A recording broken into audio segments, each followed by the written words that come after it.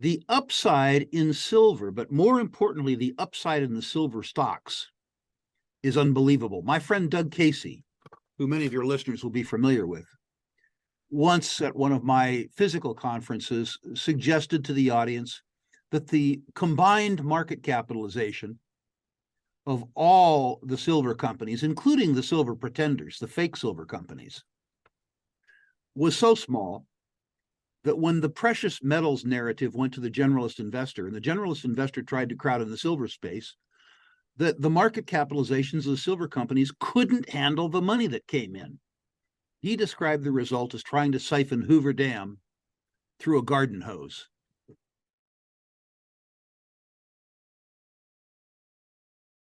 To In It to Win It. This is Steve Barton, and thank you for tuning in. We are back here with Rick Rule, the man, the myth, the legend, the commodity savant. Rick, thank you for coming back on the show. Steve, thanks for having me back. I enjoy these sessions. Yes. If you're liking these videos, please hit the like and subscribe button along with that little bell notification icon. Just created a Rick Rule playlist too. So we got enough content. You got your own playlist, Mr. Rule. As you can probably tell by my background here, I'm pretty excited about your upcoming Silver Bootcamp. Do you mind just going into a little bit of that? You got Randy Smallwood, Peter Schiff. Why are you so bullish on silver for the upcoming year? Well, two answers to that. I've been in metals markets now for 50 years. And I would describe my relationship with silver personally as that of a beneficiary. Yes, silver has bored me sometimes, has disappointed me sometimes. But when silver has paid me, it has paid me so much and paid me so well that I remain attracted to it. If you look back at silver bull markets in history, the first one, of course, in my experience, was the 1970 to 1981 bull market. Sadly, at the beginning of that bull market, I had no money, so I couldn't participate as well as I might otherwise would have. But the market, if my memory serves me correctly, went from $1.25 to $50. Not a typo. The second bull market I was prepared for. And in that bull market, the silver price went from $4 when people were disgusted with it to $50. The third bull market was nowhere near as generous. The silver price went from $12 to about $50. My suspicion is that the stars are aligned for a precious metals bull market, which will, as we've talked about before, be led first by gold. But when the narrative is established, silver will move it, and silver will move it faster. The other reason why I'm attracted to silver as a topic is simply because the topics for our boot camp are always chosen by our subscribers. After our highly successful uranium boot camp, we asked our subscribers what topic they would like us to cover next. And over 50% of the total votes were cast for silver. All of the other metals split the other 50. So the customer is always right. Silver it is. You'll recall, Steve, the uranium boot camp, and this format will be the same. We will begin with an overview of the silver market the same way that we began with an overview of the uranium market, so that people who are less familiar with silver and some who are well familiar with silver will understand the sources and uses of silver. They will understand the structure of the physical silver market and the interplay, importantly, between the physical silver market and the paper silver market.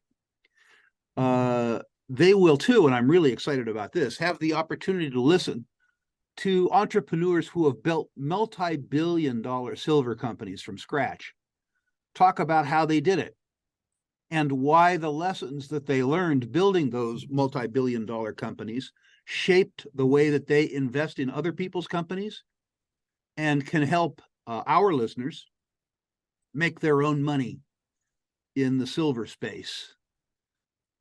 So I'm very highly excited about this. Silver in my lifetime, as I say, has delivered 3 spectacular bull markets. I gave you the price action, but just to really whet people's appetite, I'm embarrassed to say, just to fire their greed. You'll recall in that first bull market that I said the silver price ran from $1.25 to $50. A then little known penny stock, penny dreadful, a Spokane stock called Coeur d'Alene Mines, ran from 10 cents to $65. Now, sadly, I didn't own it. But the second bull market, Steve, the second bull market, I financed two little tiny silver companies, one called Silver Standard Resources with my friend Bob Quartermain. That went from 72 cents with a full warrant all the way to the mid 40s. That's dollars, not pennies. The second one was Pan American Silver with my friend Ross Beatty, which went from 50 cents to $40. The upside in silver, but more importantly, the upside in the silver stocks is unbelievable. My friend Doug Casey, who many of your listeners will be familiar with, once at one of my physical conferences suggested to the audience that the combined market capitalization of all the silver companies, including the silver pretenders, the fake silver companies, was so small that when the precious metals narrative went to the generalist investor, and the generalist investor tried to crowd in the silver space, that the market capitalizations of the silver companies couldn't handle the money that came in. He described the result as trying to siphon Hoover Dam through a garden hose. The last promise I make, well, two more promises with regards to our Silver Bootcamp, is that any company that exhibits in the Silver Bootcamp, any exhibitor, has to be owned in one of my accounts or an account I manage.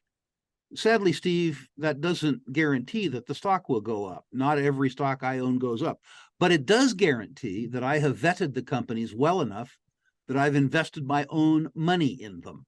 In certain circumstances, a lot of money. The second guarantee is just as important, which is at every educational product I've sponsored for the last 30 years, there's a full ironclad or silver-coated guarantee of your money back. If you pay the $99 admission to the conference, the webinar, and you don't think you got your money's worth, I'll give you your money back. Absolute guarantee. Yes. I think that's the fairest possible offer. And I think those listeners of yours who attended the Uranium Bootcamp will concur that the information products are pretty good. Yeah, the Uranium Bootcamp was awesome. And thank you for that. I'm really looking forward to the silver one because I have a much bigger stake in silver than I do in uranium. But well, I think even for an experienced investor like yourself, Steve, there will be certain aspects of the discussion that you'll really enjoy. The idea that the Silver Institute themselves will present the overview of the silver market, the physical silver market and its interplay with the paper market, the interplay between investment demand for silver and silver jewelry and fabrication. That's stuff that you don't get elsewhere. You just don't get elsewhere. You need a big industry trade organization to take you through that. The second thing, Steve, I think you're really going to like is the Living Legends, where Randy Smallwood talks about building what was then Silver Wheaton, where Bob Quartermain talks about building Silver Standard. These people have 30 years of experience in the trench. They know what works, they know what doesn't work, they know what to do in various markets, and they tell you. It's wonderful. That's awesome. Yeah, so if you guys want to join me for the Silver Bootcamp, there's a link down in the show notes below. If you could do me a favor and use that link, Rick has been nice enough to kick a little bit back to the show for using the link. It won't cost you an extra dime, and it'll keep the train running. Okay, let's see. You're going to be at the VRIC, the Vancouver Resource Investment Conference, right? I am. I just had Jay Martin on the show yesterday. I asked him the same question. I'd like to get your perspective. What advice do you have for me when I go to this conference? What questions should I be asking? I got a tripod with a mic that I can interview the guys in the booths. What advice do you have for me? Well, I think it's very important. I guess it's a little late now to put together a shopping list. That is to pay attention to who you're going to see and why. I found that the time I put in before the conference is probably worth more than the time I spend at the conference. What I really love to do on the conference floor, if I haven't met the company before, I should say, you need to let them give you their presentation because they're going to do it. They can't help themselves. They're hardwired, right? They push the on button. There's no off button. So you let them, you have to let them get through that. But I ask them 3 questions. I say, what's the liquidation value of your company? What's it worth? If you busted up the assets and sold them to knowledgeable buyers, what would you get? Not what the relative market cap is, but what is the actual liquidation value of the company? Watch their face fall. Okay. I'm not trying to say that you need to buy dollars for dimes. I'm just trying to say that you need to understand your downside before you worry too much about your upside. The next question becomes, okay, tell me the most important unanswered question around your assets. In exploration, all you're doing is answering unanswered questions. Tell me what the next unanswered question that you propose to answer is, what you think a yes answer is worth, what the probability of the yes answer is, how long is it going to take you to get a yes answer, and if you don't have the money to get me a yes answer, where are you going to get it? I need to tell you, Steve, I've been asking that question now for 35 years. And fully 80% of the time I ask the question, the manager tells me that he or she has never thought of it from that point of view. To them, the big unanswered question is, can I raise enough money to get my salary paid for the next 1.5 years or 2 years? Which I can understand is of value to them, but it doesn't matter much to me. So I want to know about the unanswered question. I want to know what the value proposition is that they're trying to achieve. The third thing I do, if they have a yes answer to that, is I say, I don't mean to be rude or mean, but tell me why I care what you think about the unanswered question is. Tell me what specific expertise you have to address the task at hand. If you're exploring for a copper gold deposit in accreted terrain in central Peru, have you explored young tertiary volcanic rocks before? Do you have a track record of success in epithermal gold or porphyry copper? Have you worked in Peru? Do you speak Spanish?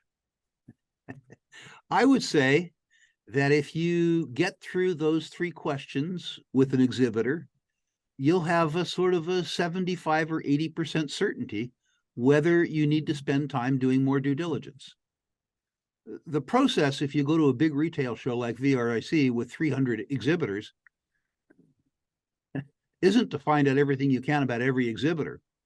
It's to make most of them go away so that you don't waste your time on non-viable companies and reduce the list of opportunity to a reasonable, manageable subset that you can focus on. Okay. Okay. What's the liquidation value of the company? Yep. What's the most important unanswered question? And then what do you know about the topic? Yeah, basically, have you had any experience in this before? Yeah. And you're going to generate a lot of hate walking around with a camera asking those questions, just so you know. Bring a bulletproof vest. Hey, I'll wear a helmet. All right. Ross Beatty will be there. I know you've mentioned following that guy around. Does that still apply here? Ross is just a superstar. You know, Ross is pretending to be retired again. What happens is that Ross, when the weather turns bad like this and he gets bored, completely fails retirement.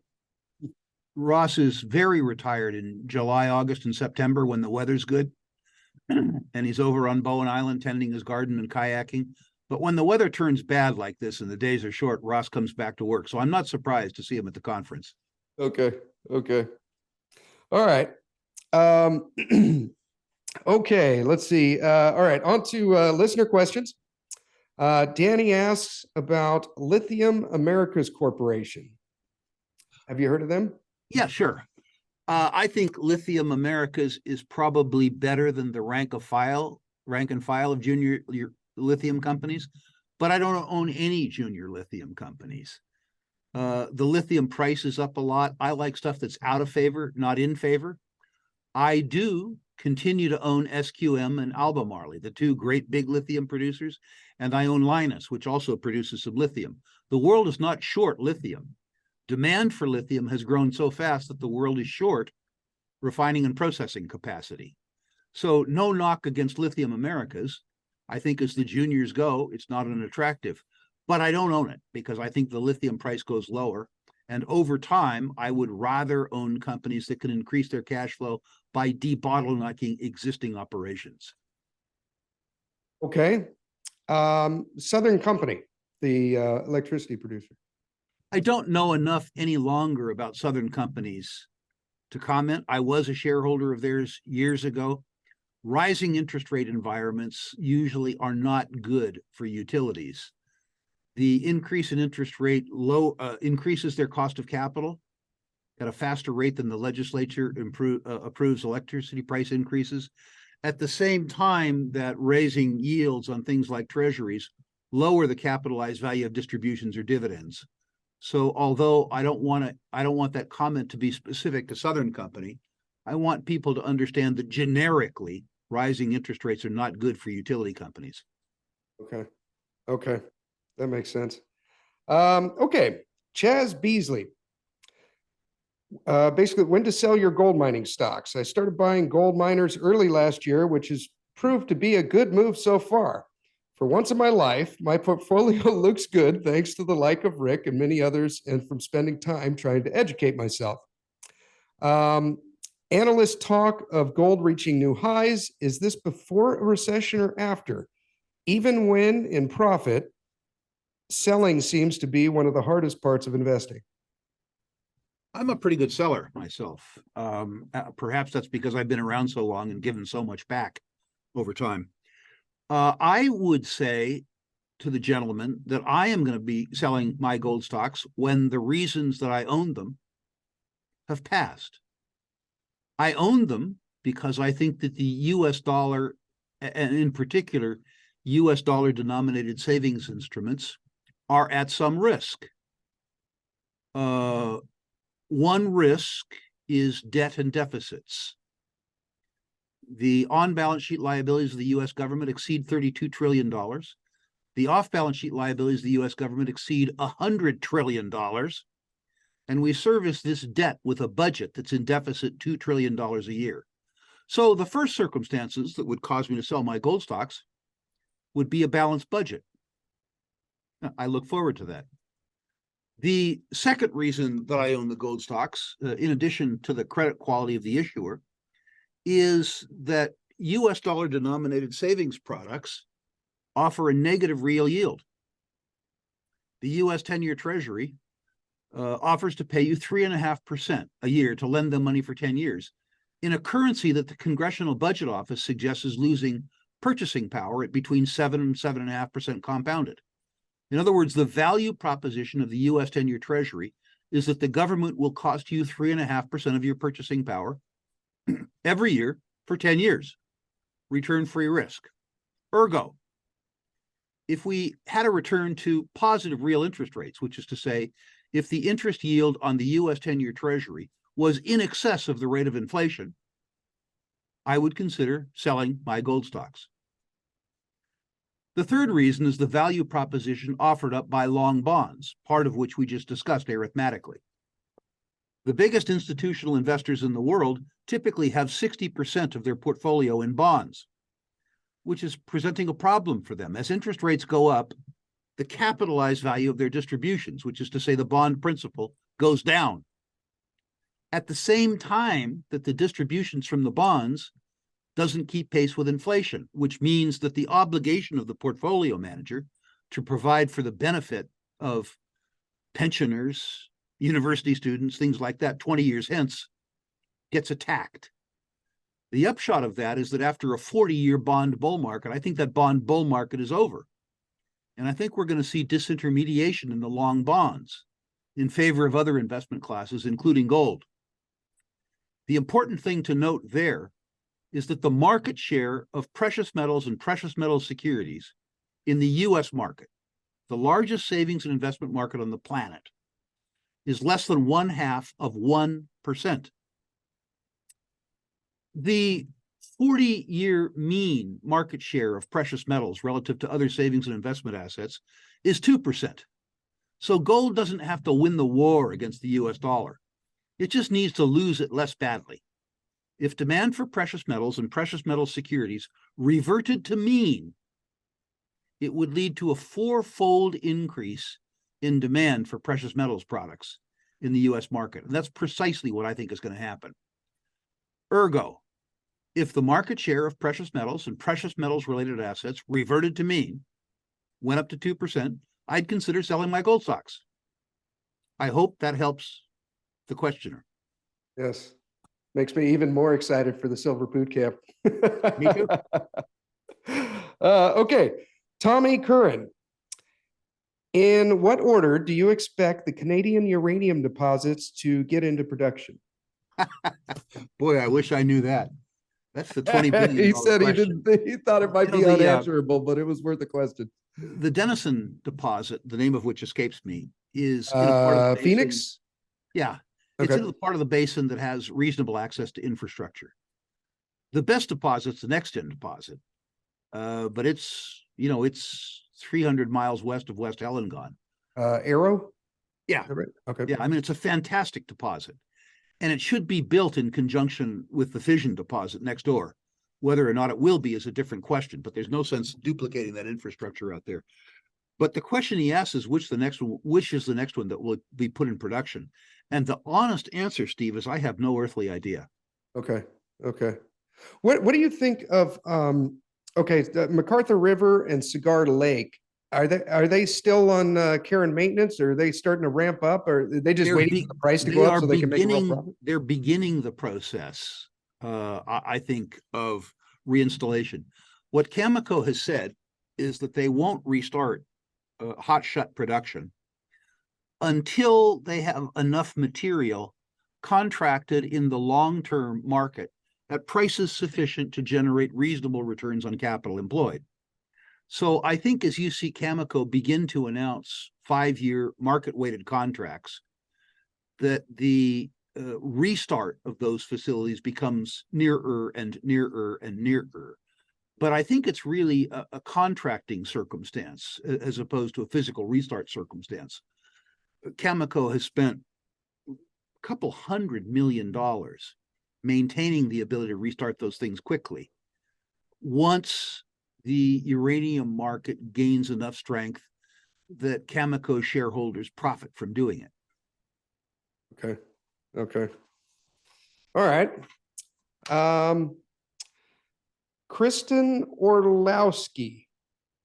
Sounds maybe Polish origin. Wondering which trading platform Rick likes best and about the stocks below. Okay, so we talked a little bit about this before. Vanguard, TD Ameritrade, Schwab, Fidelity, Interactive Brokers. What's your preference? I use Interactive Brokers. I would describe my relationship with them as sullen but not mutinous. The technical platform, if you're a 70-year-old inadvertent Luddite like myself, is challenging. For a younger person who is more computer facile, Interactive Brokers is navigable. I am not that. What I like about Interactive Brokers is it allows me to trade many exchanges around the world. It gives me great access to, as an example, the International Financial Exchange in Dubai. It gives me great access to Australia, to Canada, to Great Britain, much better access to global resource stocks than any other discount platform. That's what I like about it, is that you can do the currency exchanges and kind of purchase just about whatever you want. But trying to figure that out, I always end up on the phone with someone who doesn't know how to do that. Guilty as charged. Okay. She asks about Cameco. We talked a little bit about this one last time with their Westinghouse acquisition. Anything new there? Or are you still afraid they're playing in the other kid's sandbox? That's my nervousness. My nervousness is that they're miners and they're going into the engineering, construction, and plant ownership business. I have a lot of time for the various folks that run Cameco, and I think they're taking a considered risk, and I hope it works. I take great pleasure in the fact that I'm not running Cameco, and I wouldn't have to do that integration. But I am afraid. Too often in my life, when people have undertaken a diversification even within the same sector. What they've learned is that they didn't understand what they were buying and they don't know how to operate it particularly well. We'll see. I mean, conceptually, it's fantastic. You cover the whole uranium value chain, all the way from exploration through reprocessing to disposal.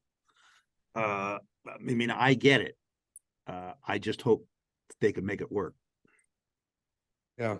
Okay. Kraken Energy Corporation, the explorer and developer. Don't know enough to comment. Okay.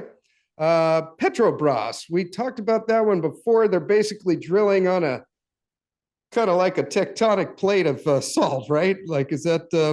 They are so cheap.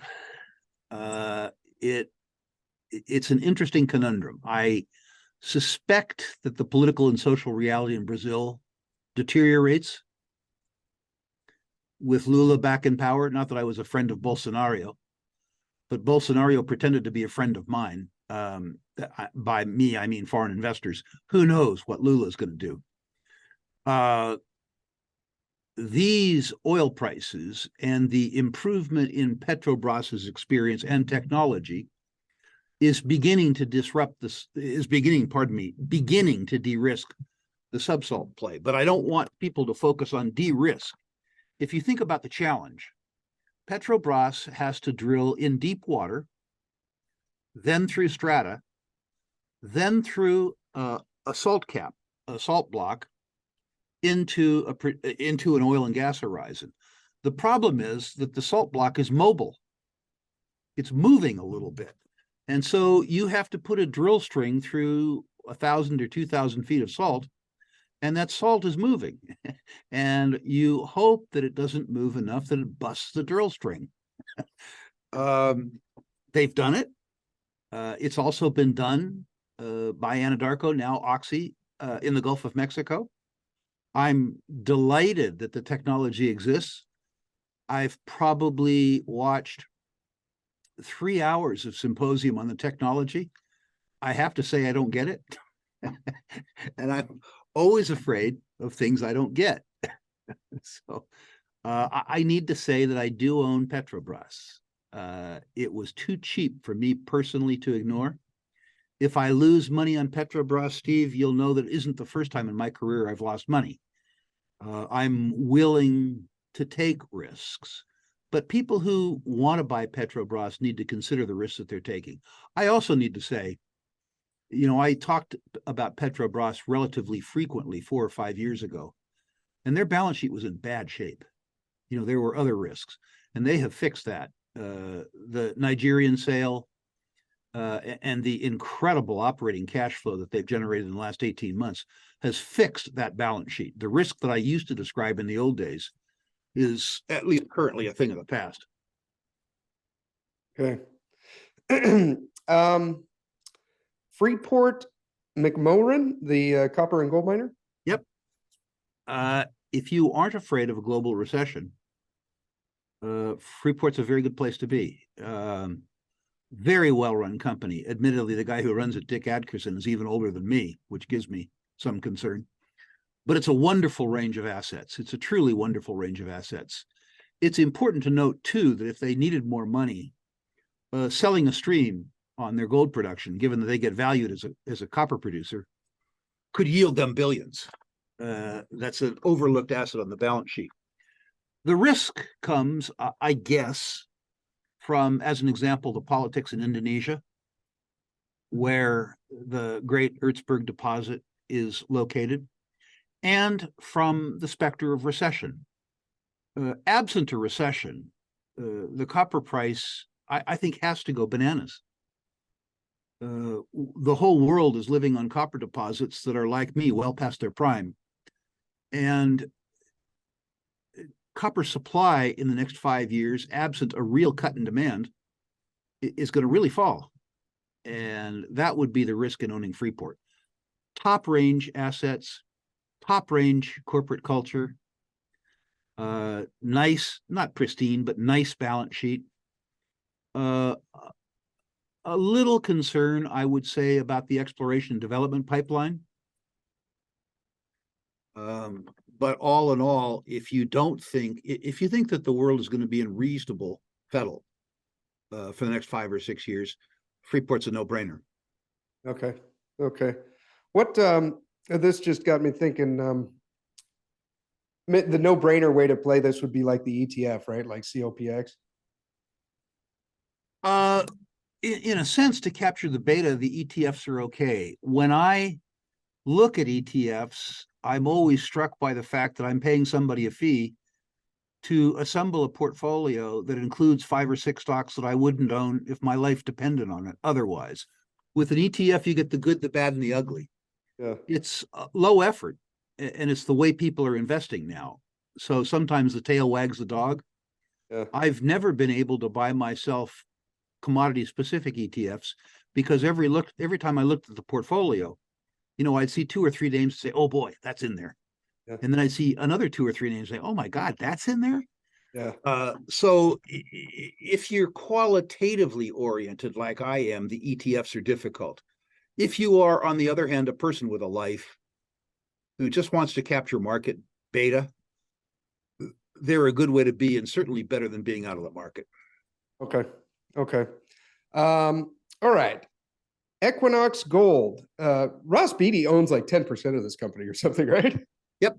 Yeah. And the fact that Ross is coming back to work speaks loudly. There were, I would suggest to you, 3 problems with Equinox that caused the share price to fall, maybe 4. A general malaise that took place over the last 18 months in the gold market, which saw many share prices fall. But there were some problems specific to them.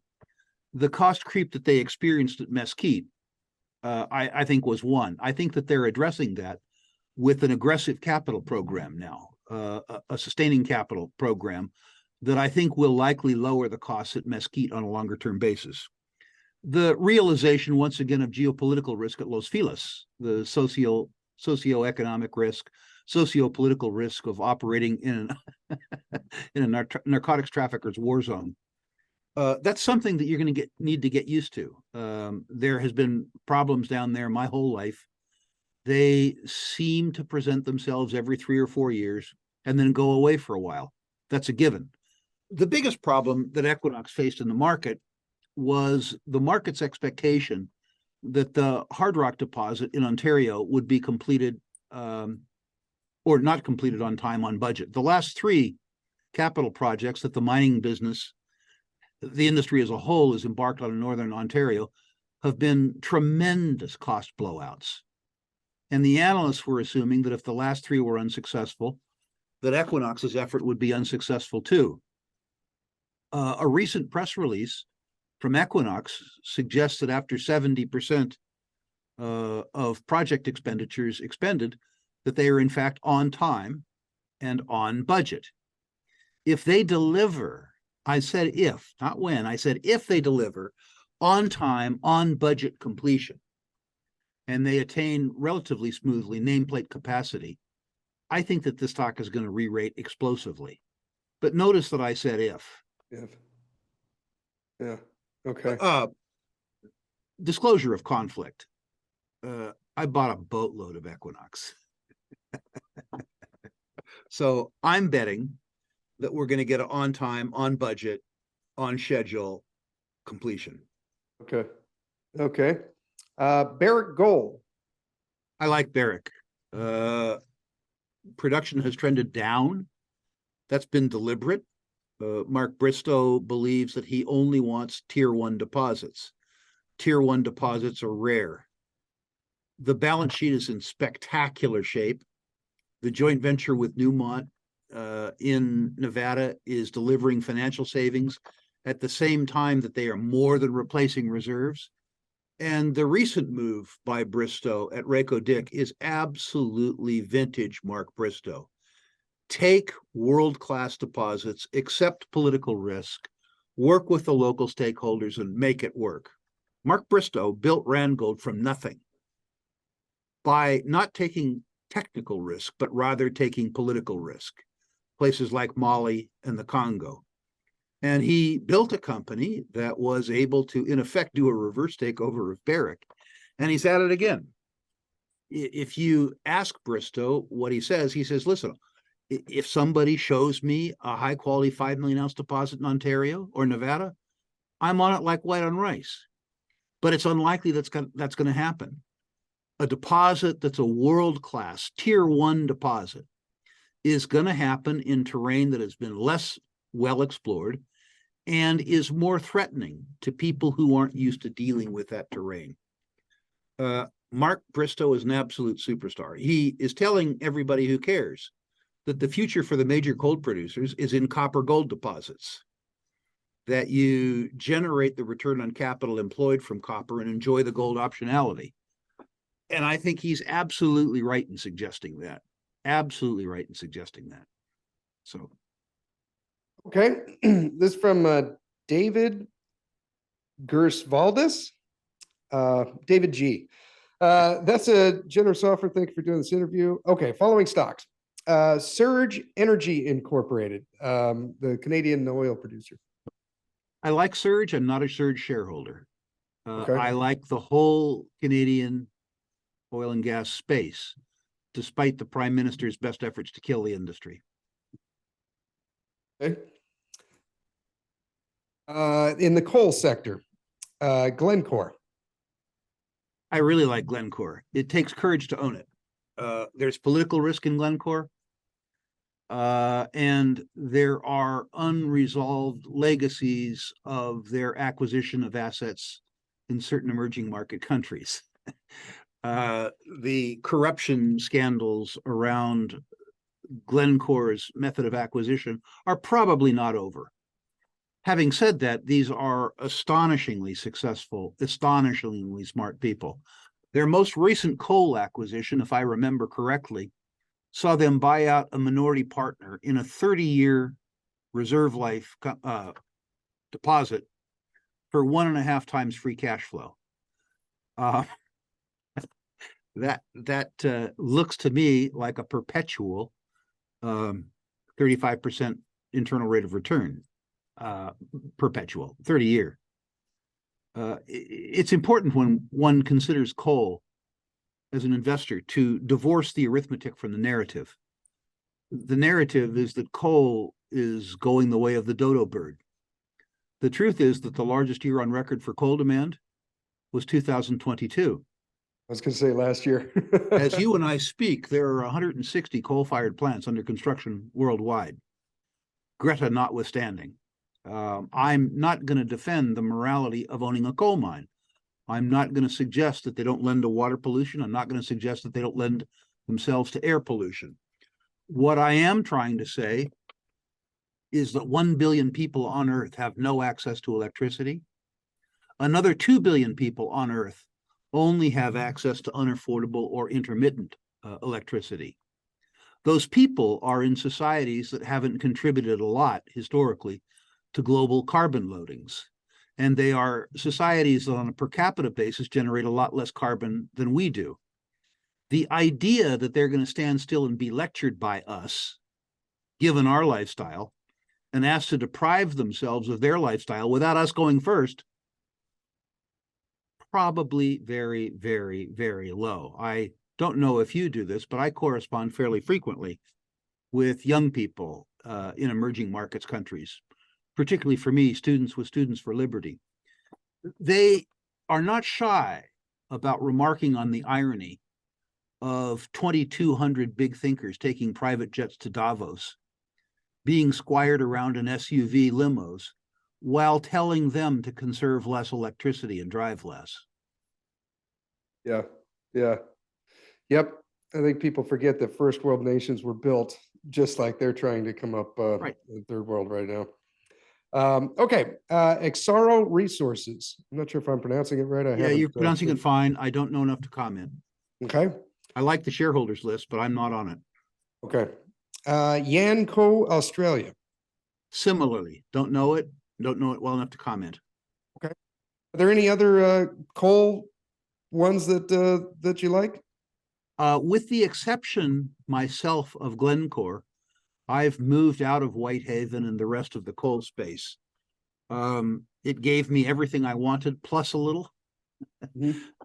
And I think with Glencore that I have my coal opportunity covered with things like cobalt and copper too. Okay. So. All right. Okay. Speaking of copper, KGHM Polska meats. I haven't heard of this one. KGHM is an interesting company. It's the former Polish national company. They operate a huge deposit called the Kupferschiefer in Poland, as well as having copper assets outside of Poland. I don't own KGHM. I have a high regard for them. I particularly like in KGHM the fact that they have a reasonable amount of silver production, which gets valued in the market as copper production. Just as my comment with Freeport, which is to say they have an asset on the balance sheet which most people don't recognize. Were KGHM to sell a silver stream for 10 years, as an example, they could, with that one sale, recoup a major portion of their market capitalization while keeping the cash flow from their copper operations intact. I love optionality plays like that. Sheffield Resources. Don't know enough to comment. I know you know this one. The fertilizer company Nutrien. I am now and have been for a very long time a Nutrien shareholder. My suspicion is that the sale decision will be made by my estate. Okay, you're not selling. All right. Let's see. With a good recent run, is Alphamin, the tin producer, stock price ahead of itself? I don't think it is ahead of itself. It's worthy to note that the largest shareholder, Denham, is looking to reduce their stake. It may be that Alphamin gets sold, that is in its entirety.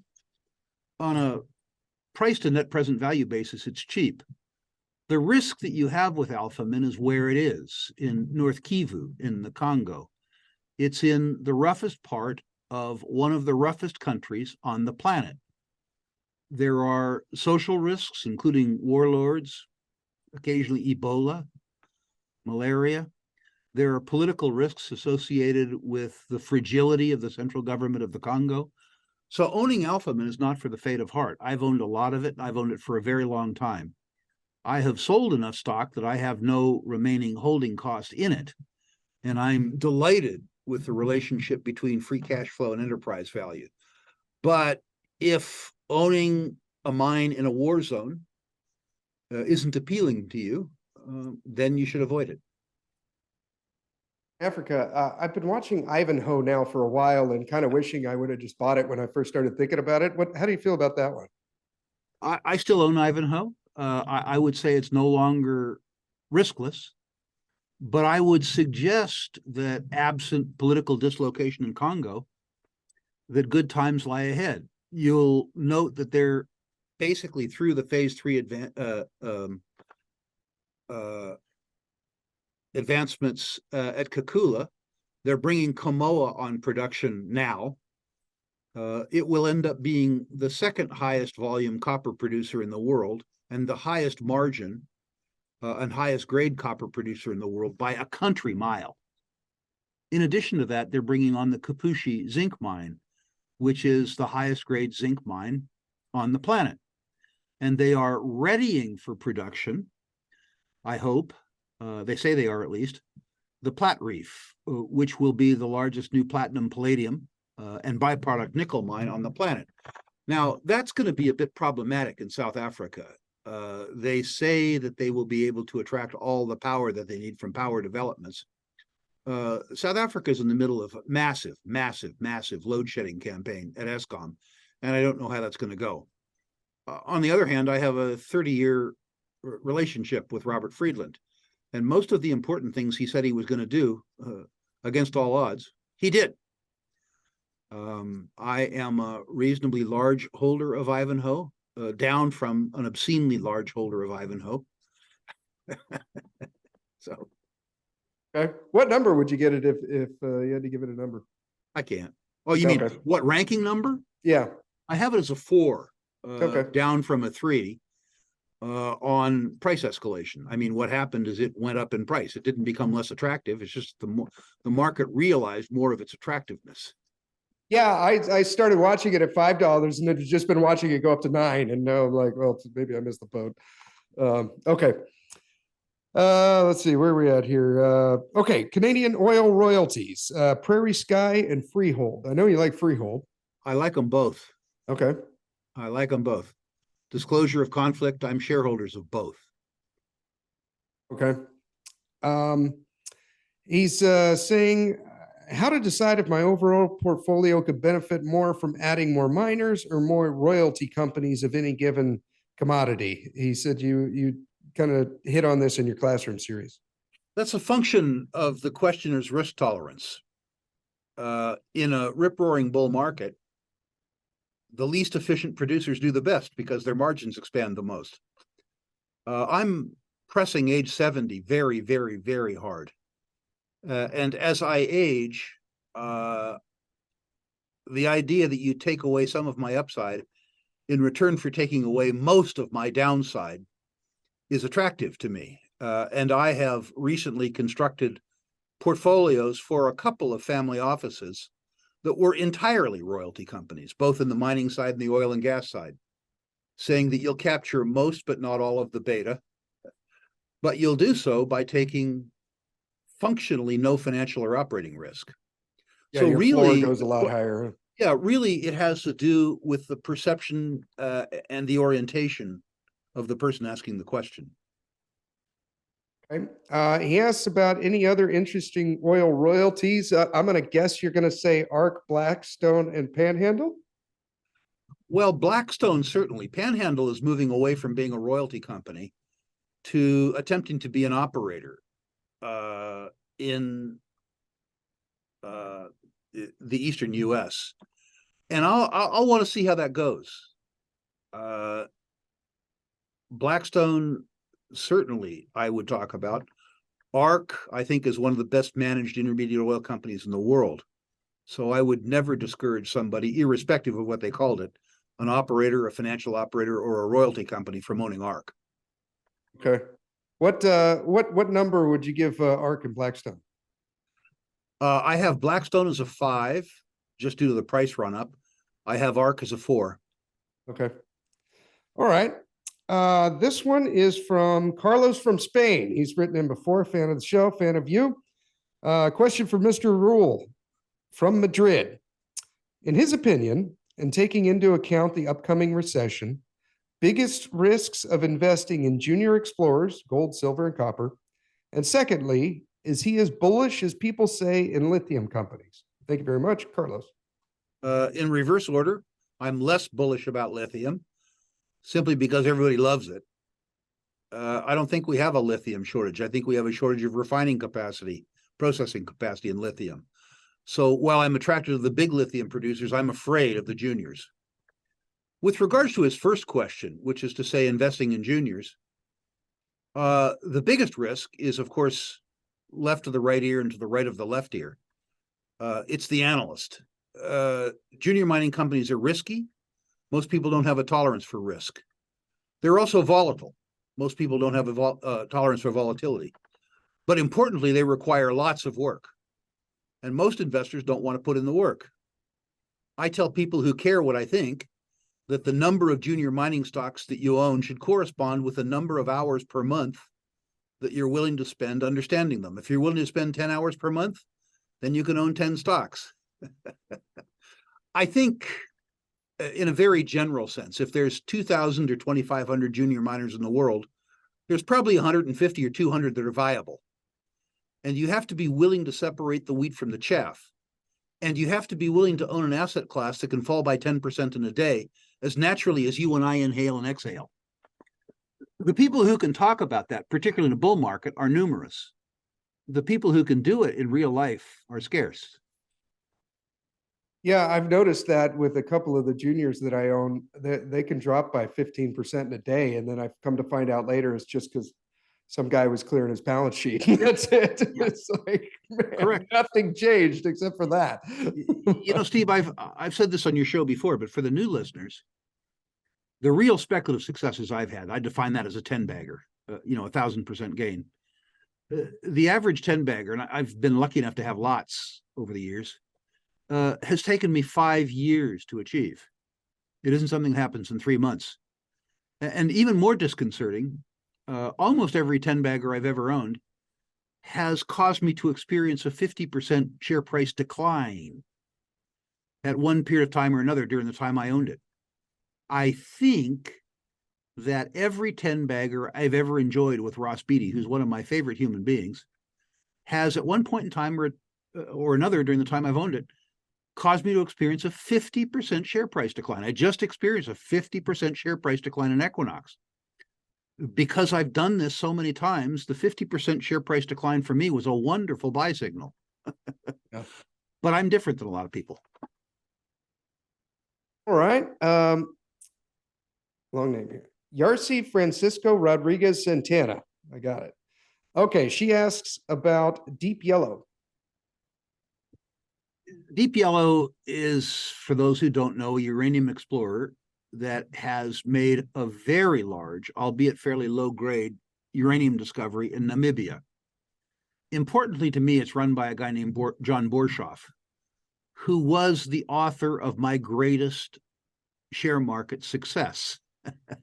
Notice that I had a success because I remembered to sell before the stock fell back to earth. But my experience with Paladin was 10 cents to $10, a truly spectacular experience. The risk that you have with Deep Yellow, I would suggest, is simply that, Mr. Borshoff is now in his 70s, and an unusual amount of the value of the company rests on the ample shoulders of John Borshoff. I think I've experienced thus far a 500% return in Deep Yellow. Well, I've sold enough of it that I have the majority of my position with no cost. And as long as Mr. Borshoff is in there throwing punches for me, I'm going to be in his corner. For people who can't stomach volatility, or for people who are afraid of the real risk of a company that's unusually dependent on the good health and fortune of a guy in his 70s, I can understand why you wouldn't own it. I do. okay. Global Atomic. I own a little Global Atomic. They just completed a big financing. I'm going to see how they settle out from that financing. Certainly, their deposit has good grade and has the potential to grow. People looking at Global Atomic need to understand that the deposit is in Niger, a hard country, one with long experience producing uranium, but one that has governance challenges and also challenges with Islamic insurgency. Where Global Atomic is, has no particular challenge currently, but you need to be willing to own a stock in what isn't even an emerging market. It's in a frontier market. And in a frontier market with an active, lethal jihadi movement. Okay. Encore Energy. I own Encore. My knock against Encore is that the deposit is too small. Okay. Okay. I prefer great big deposits. Yeah. Encore, I think the deposit's clearly economic. I think the people are good people. I'm a uranium bull. I think that we've turned the corner on uranium, and that even 2023 is going to be a good year. So I own Encore, but I need to say, among the uranium juniors, it's not a top pick. Okay. Okay. All right. Michael Carroll. Rick, Mike here from Rhode Island. What are your thoughts on Strathmore Plus Uranium Corporation? I think we talked about Strathmore before. You weren't too familiar with it. I looked it up a little bit. I guess they got 3 projects in Wyoming called Beaver Rim, Agate, and Night Owl. I don't own Strathmore, although I have known the people for 30 years and have made a lot of money with them, including the original Strathmore. I don't own it because I think that the uranium bull market will come quicker than other people do. And I would rather own companies that are set to benefit more immediately. What Strathmore is about, first of all, is their ability to find uranium. And there are other companies where, admittedly, with much higher market caps, I don't have to take any exploration risk whatsoever. It also depends, like the rest of the uranium sector, on perception. I think in the near term that perception is going to inure itself to companies that have spent more time building a uranium brand name. For people who are comfortable, for the 30-year-old Rick Rule, who was willing to take much, much, much more risk to make his money, Strathmore 3 would have been a very good, Strathmore 2, pardon me, would have been a very good name, simply because of the track record of the people involved in building hyper small companies. Okay. That's it for the listener questions. I got a couple here that I'd like to pick your brain. Platinum recently. I saw a article out of oh darn it, the Platinum World Council, I think is they were basically Platinum saying Guild. Yeah. What's that? Platinum Guild. Yeah.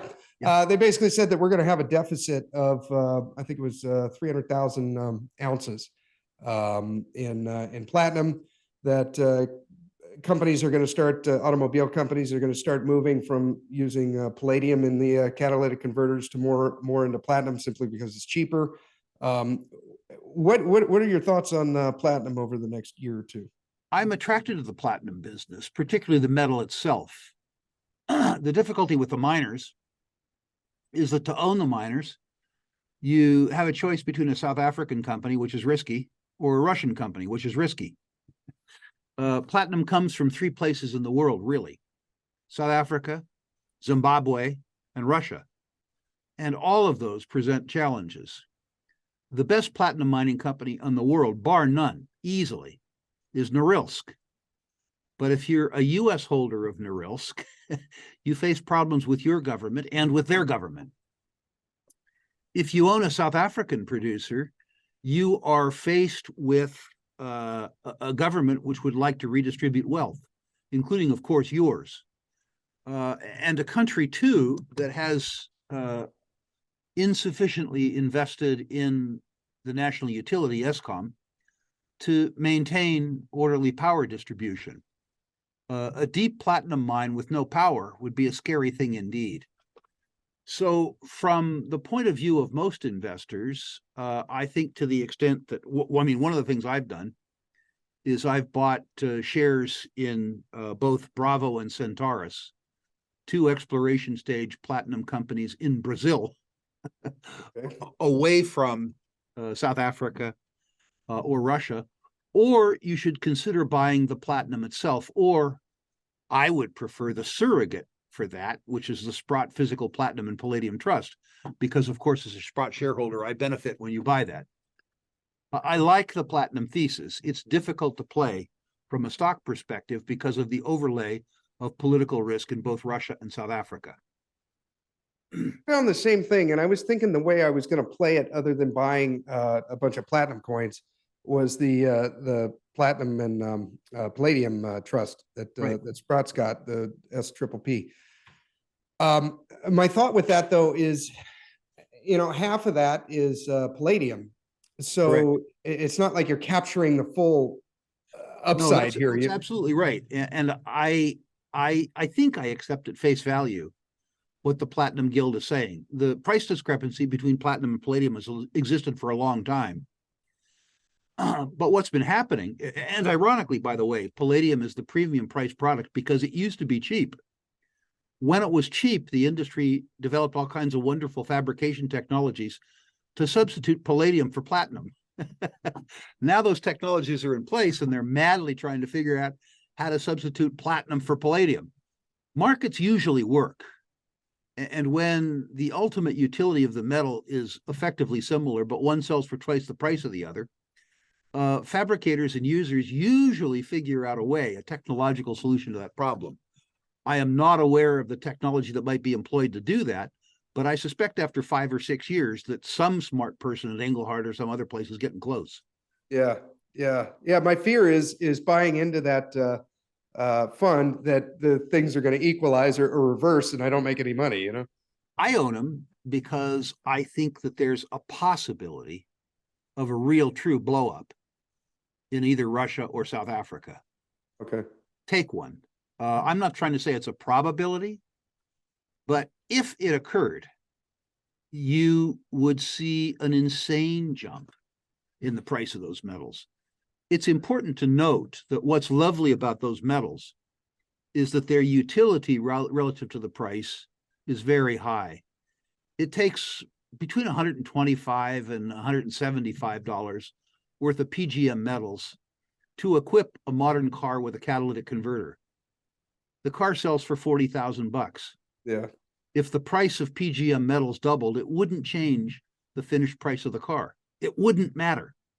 So if you had a real political disruption in those places, you would see the price of the material go crazy without, in the intermediate term, it affecting the demand. Okay. Kind of like silver is to making a phone. You can make 83 iPhones with 1 ounce of silver. If it goes to $300, it's not going to change anything. Or more importantly, the component cost of uranium in producing electrical energy. Yeah. It kind of doesn't matter to the generating cost of a nuclear power plant. What price they paid for their uranium doesn't mean that they won't negotiate the best deal. Yeah. But the price is actually irrelevant compared to the depreciation of the plant. Okay. One other one I wanted to ask you about, maybe this is just my own hang up, but is Silvercrest. I got that down at $5 a share. I think the last I checked, it was hovering around 7. And I want more, but maybe it's just a mental block that I'm like, well, I'm already in for 5. I don't want to pay more than that. Is it still a good deal at where it is now? I believe it is. Your risk is this. These guys are explorers, not mine builders, and they're building a mine. It looks as though they've built it. Now the question is twofold. Will they be able to commission it successfully? And will their assumptions with regards to the ultimate economics of their reserves and resources stand being compared to actuals? In other words, you'll recall some fairly rosy projections, $7 or $8 an ounce AISC. Yeah. What will the market say if the real number is 12 or 13? Okay. That's your risk. I like these guys. I like the deposit. I am, in my own mind, prepared to see the share price go down as reality conflicts with the expectation of the silver bugs. But I think the deposit continues to grow. I think that the commissioning of the mine will be successful. And if the price were to fall in the face of successful commissioning, I think Silvercrest would be taken over by a competitor in a nanosecond. Okay. Someone like Keith Neumeyer would buy him up or something. I don't know that relationships between Keith and the Silvercrest guys are in very good shape, given the last transaction. Okay. That was a very, very, very hard-fought transaction. Both sides did a good job, but I don't think they came away wanting to buy beer for each other. Okay. All right. Okay, cool. Well, thank you very much, Mr. Rule. This was a lot of fun. I look forward to meeting you in person. I'm heading out tomorrow to the VRIC. Fantastic. Yes. Fantastic. Yes. Well, Steve, I enjoy these sessions. Please call me Rick, by the way. I'm old enough without being called Mr. Rule. Okay. I look forward to seeing you at VRIC, and I look forward to seeing you at the Silver Investors Bootcamp. Yes, sir. All righty. You have a good rest of the day, and thanks again. Thank you.